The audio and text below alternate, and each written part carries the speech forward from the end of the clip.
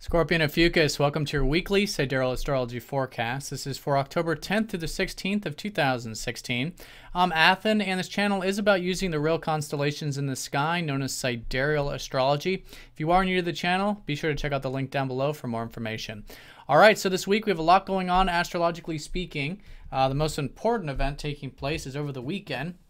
We have a full moon in your 5th house. So this is a sort of status check now of this week. And in this sense, your self-expression, your 5th house. So it's a good time to see how things are going in this area. In other words, what's in alignment with your true self?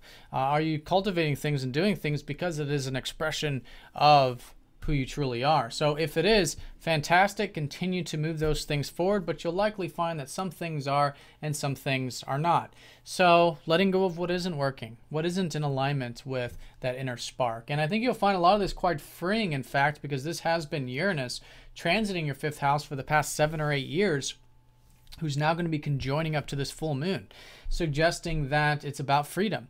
It's about freedom of self-expression. And the medium's not so important. You know, it might be through creativity, it might be through verbally expressing yourself, it might be through your interests or hobbies, whatever it might be. But a great time to do the status check, see how you can continue to cultivate those things that are close to your heart.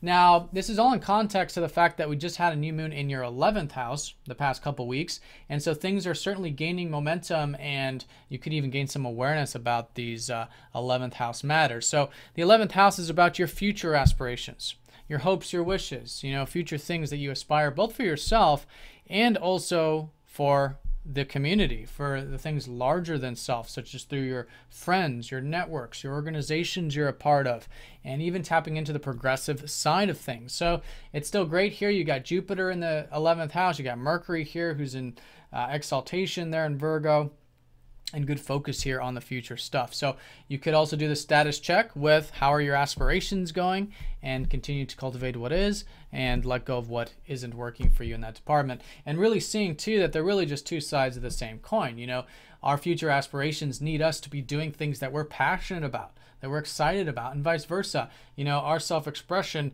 needs this bit of higher, perspective in terms of how we can give, share, and contribute essentially ourselves to others. You know, share that self-expression with others and give.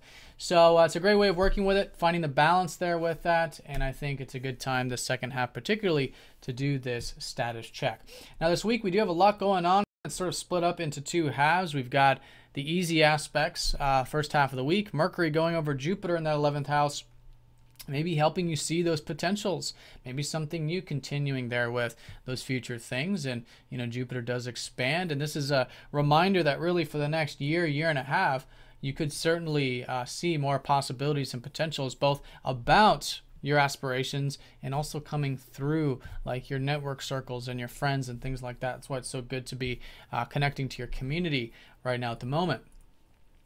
So that's that. Venus will be trending up to Chiron as well, so there could be a healing energy for you Ophiuchuses. You could be feeling good, looking good with Venus trending up to your modern day ruler. But for all of you, I think there's a bit of rejuvenation and healing, maybe involving relationships, since Venus rules your 7th house. You could be enjoying perhaps a bit of alone time. I think it's a good time for that. Venus in the 12th, a bit of imagination, a bit of maybe meditation, or anything that you do that helps you get into a meditative state. Maybe music, things like this can be very enjoyable with Venus in dignity in that 12th. And Mars, your traditional ruler, will be sextiling up to Neptune, so both of you feeling a bit easygoing, I would imagine. At least there's certainly an opening for that.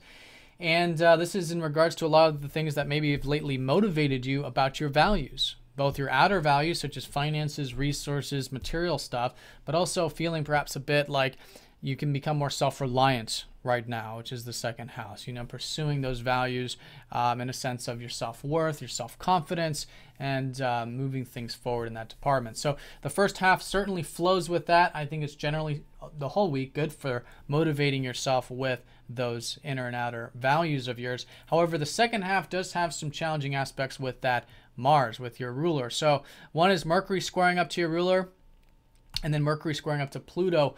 You could even say your modern day ruler as well, this second half of the week. So The key with this is that, first of all, bringing extra attention to the communication, I think, will be important the second half. Extra attention on the routine, on those aspirations. You know, oftentimes with Mercury, there could be miscommunication, misunderstanding, you know, things just kind of getting tangled. And maybe with Mars, oftentimes too, we're feeling a bit impulsive or reactive with the communication. So, and it might be because there's a bit of, you know, energy brewing because we're not exactly able to get our ideas across or get the routine going or the work or whatever it might be. So the second half, it's very good to take this sort of step back, this sort of space, and pause for a moment when it comes to those things, both aspirations and your values. And I think you'll find then that it does help keep everything nice and balanced. Because otherwise, you know, Mars essentially represents the part of ourself that is our drives, the ego, the things we desire, and that can get too caught up otherwise, especially with Pluto. Pluto really brings up where there is attachment because we have fear, you know, and there's a very instinctual side to this too. So seeing where we might have fears and attachments, and then again, allowing the ego to take a back seat, doing the inner work, right? Accepting things for how they are, detaching ourselves from things needing to be a certain way. All of this will help us do that transformation. And as a result, both of you will likely find that by next week in particular, after this transformation, you'll have changed. I think it's a great second half to challenge yourself spiritually, to do the inner work, to see whether some old patterns can be changed in your life, and again, continue to cultivate those future aspirations there. All right, so that's the Mercury's aspects, and then Mercury will be sextiling up to Saturn on a minor note, so there is a bit of synergy here with the productive stuff. This has been Saturn in your first house, helping you assume healthy responsibilities over this past year, so it could be a good second half to do just that. Take things nice and slow there. And yeah, that's the week in a nutshell. The strongest energy being this full moon, Saturday and Sunday, this culmination, the status check of your self-expression, and how that can liberate you, how that can free you up, and also how you can continue to cultivate this very positive energy that is unfolding for you with those aspirations. All right, Scorpio Ophiuchus, have a fantastic week. Thank you for watching, and I'll see you all next week.